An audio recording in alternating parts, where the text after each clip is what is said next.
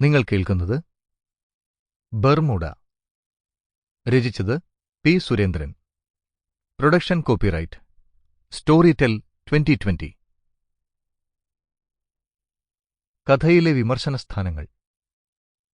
Sunil P. Ilayidam. കലയുടെ ജീവിതബന്ധങ്ങളെക്കുറിച്ചുള്ള സവിശേഷമായ ഒരു ആലോചനയുടെ സന്ദർഭത്തിൽ റെയ്മണ്ട് വില്യംസ് റിയലിസ്റ്റ് സാഹിത്യത്തെക്കുറിച്ച് ചില നിരീക്ഷണങ്ങൾ നടത്തുന്നുണ്ട്. റിയലിസം കൈയൊഴിയപ്പെട്ടതായി കണക്കാക്കപ്പെടുന്ന ഇടങ്ങളിലും വാസ്തവത്തിൽ അതിനൊരു തുടർച്ചയുണ്ടെന്ന് അദ്ദേഹം പറയുന്നു.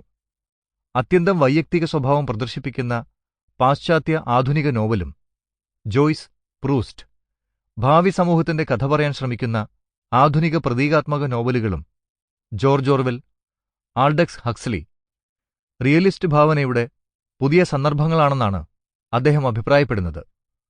വർത്തമാന ജീവിത വ്യവസ്ഥകളിൽ നിന്നും സംഗ്രഹിക്കുന്ന അമൂർത്ത യാഥാർത്ഥ്യത്തെ ഭാവി ജീവിതത്തിലേക്ക് പ്രക്ഷേപിച്ചുകൊണ്ടാണ് രണ്ടാമതു പറഞ്ഞതരം രചനകളുണ്ടാവുന്നത്. വർത്തമാന ജീവിതബന്ധങ്ങൾ അളവിലും അനുപാതത്തിലും പെരുപ്പിക്കപ്പെട്ട നിലയിലാണ് ഭാവി കഥയിൽ കടന്നുവരിക. അതുകൊണ്ട് പ്രത്യക്ഷതലത്തിൽ വർത്തമാന ജീവിതത്തിന്റെ ആകെ തുകയല്ല, അതിലെ ചില അടരുകളുടെ സവിശേഷ യാഥാർത്ഥ്യത്തെയാണ് ഭാവി കഥയിലേക്ക് പകരുന്നത്. വർത്തമാനത്തിന്റെ ഒരടര് ജീവിതബന്ധങ്ങളുടെ ഒരു തലം പെരുകിപ്പരന്ന് ഭാവി കഥയാവുന്നതോടെ ഫാന്റസിയുടെ മായികവും ഭീതിതവുമായ ഭംഗി അതിന് കൈവരികയും ചെയ്യുന്നു. യഥാതഥ്യത്തിന്റെ പ്രത്യക്ഷതകളെ അപ്പാടെ കൈയൊഴിയുമ്പോഴും അതിൽ പക്ഷേ യഥാതഥ്യത്തിനൊരു തുടർച്ചയുണ്ട് എന്നർത്ഥം.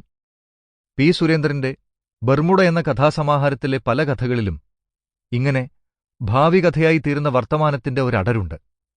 ഈ കഥകളിൽ പ്രത്യക്ഷപ്പെടുന്ന ഫാന്റസിയുടെ യാഥാർത്ഥ്യം ഏറിയ കൂറും ഇത്തരത്തിലുള്ള ഒന്നാണ്. ലോകാനുഭവങ്ങളുടെ പ്രത്യക്ഷതയിൽ നിന്നും ഊറ്റിയെടുത്ത ചില കാഴ്ചകളെ ഭാവിയുടെ ഭീതികളായി പുനരാഖ്യാനം ചെയ്യുന്ന കഥകൾ. ഭാവിയുടെ ഭീതികളെന്നത് കഥയിലെ കാലസൂചനയല്ല. ഭാവികാല പ്രത്യയങ്ങളിൽ കഥ സംസാരിക്കുന്നതുകൊണ്ടല്ല അവയെ ഭാവിയുടെ ഭീതികളെന്ന് വിളിക്കുന്നത്. ഭാവിയെന്നത് ഈ കഥകളിലെ ഭാവഘടനയുടെ ആധാരങ്ങളിലൊന്നാണ്. ജീവിതം ഇവിടേക്കാണെന്ന് വിളിച്ചു പറയുന്ന തരത്തിൽ കഥകളിൽ പതിയിരിക്കുന്ന കാലസൂചനകൾ. അങ്ങനെ അവ വർത്തമാനത്തിന്റെ ഭാവി സ്വപ്നങ്ങളായിത്തീരുന്നു.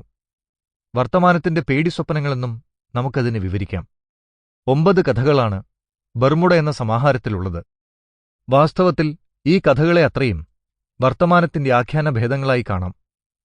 വർത്തമാനത്തിന്റെ ആഖ്യാനഭേദങ്ങൾ എന്നതിന് മേൽ പറഞ്ഞതുപോലെ മറഞ്ഞു നിൽക്കുന്ന വർത്തമാന ബന്ധങ്ങൾ എന്നിടത്തോളമേ അർത്ഥം കൊടുക്കാനാവൂ. വർത്തമാനത്തിന്റെ പ്രത്യക്ഷതകളിൽ യഥാതഥ്യത്തിന്റെ നേർവഴികളിലൂടെ സഞ്ചരിക്കുന്ന 1-2 കഥകളേ ഇതിലുള്ളൂ. ദൈവരൂപമുള്ള മിഠായികളെപ്പോലെ. ലോഹച്ചിറകുള്ള ശലഭമെന്ന കഥയിലും യഥാതഥ്യത്തിന്റെ ആഖ്യാനപദ്ധതി കാണാമെങ്കിലും കഥ ലക്ഷ്യമാക്കുന്ന അനുഭൂതിലോകം യഥാതഥ്യത്തിന്റേതല്ല. ബാക്കിയുള്ള കഥകളിൽ വർത്തമാനം സൂചനാരൂപത്തിൽ ഒളിഞ്ഞിരിക്കുന്നു. മായികമോ വിഭ്രാമകമോ ആയ ഭാവചിഹ്നങ്ങളായി പരാവർത്തനം ചെയ്യപ്പെട്ട വർത്തമാനങ്ങളാണ് അവയിലുള്ളത്. അതുകൊണ്ടുതന്നെ അവയെ നിഹിതവർത്തമാനത്തിന്റെ കഥകളെന്ന് വിളിക്കാം. ആഖ്യാനത്തിന്റെ യഥാതത്വത്തിലല്ല, അനുഭൂതിലോകത്തിന്റെ ധാതുമൂലകങ്ങളിലാണ് അവ വർത്തമാനവുമായി ബന്ധപ്പെട്ടിരിക്കുന്നത്. അതുകൊണ്ട് കഥയുടെ പ്രത്യക്ഷ ജീവിതം വർത്തമാനത്തിന്റെയോ യഥാതഥ്യത്തിന്റേതോ അല്ലാതായിരിക്കുന്നു. പ്രാഥമികമായി ഈ സമാഹാരത്തിലെ കഥകളെ 3 ഗണങ്ങളായി വകതിരിക്കാമെന്ന് തോന്നുന്നു.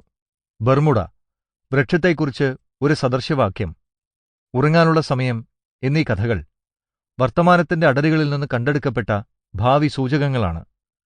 ഒരേ അനുപാതത്തിലല്ലെങ്കിലും അവയിൽ ഭാവി ബന്ധങ്ങളിലേക്ക് തുറന്നുകിടക്കുന്ന ഒരു വഴിയുണ്ട്.